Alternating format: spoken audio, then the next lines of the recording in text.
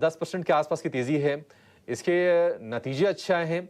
हालांकि एक चीज जो थोड़ी हाल फिलहाल जो नेगेटिव हुई है वो है बांग्लादेश वाला संकट, क्योंकि इनका एक्सपोजर है वहां पर, बांग्लादेश में एक्सपोर्ट करते हैं वहां पे ये trend.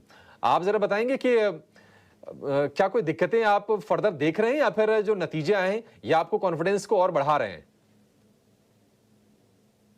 Yeah, good afternoon and thanks for having me on the show. I think मुझे लगता है कि ट्रेंड के नतीजे उम्मीद से बेहतर ही आए थे, बट एक चीज जो मुझे कंसर्न करती है ट्रेंड में वो है कि वैल्यूएशन। तो अगर आप इसके नॉर्मलाइज प्रॉफिट देखोगे, पिछले साल के तकरीबन 1400-1500 करोड़ का प्रॉफिट था। उसमें के वन ऑफ भी था 400-500 करोड़ का। तो एक नॉर्मलाइज जो प्रॉफिट है 1000-1200 करोड़ का प्रॉफिट बनाती है कंपनी।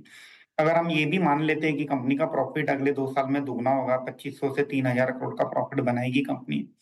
आज के डेट में मार्केट कैप ट्रेंड का तकरीबन दो लाख 10 हजार करोड़ के आसपास है, जो कि क्लियर इंडिकेशन है कि 70 time price to earning multiple पर ट्रेड हो रही है कंपनी।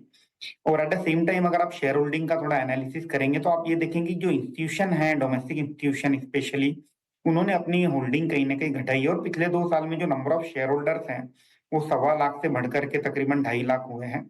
तो मुझे लगता है कि हाई ग्रोथ स्टॉक में जहाँ परफॉर्मेंस कंटिन्यूसली अच्छा आ रहा है, वहाँ कहीं भी अगर एक क्वार्टर कहीं सेटबैक होता है तो वहाँ एक डीप रीरेटिंग हम होते हुए देखा है हमने हिस्टोरिकली काफी सारी कंपनीज में।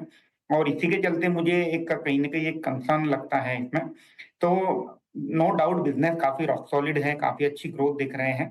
बट मुझे लगता है कि अगर किसी को फ्रेश मनी डिप्लॉय करना है ट्रेंड में, तो बेहतर है कि थोड़ा कूल डाउन होने दे स्टॉक के मोमेंटम को, और उसके बाद इसमें हमें भी 15-20% नीचे एंटर करेंगे तो रिस्क रिवॉर्ड फेवरेबल रहेगा। थे वो तो खैर अच्छी रणनीति हमेशा होती है कि आप 10% के उछाल पे तो नहीं खरीदना चाहेंगे।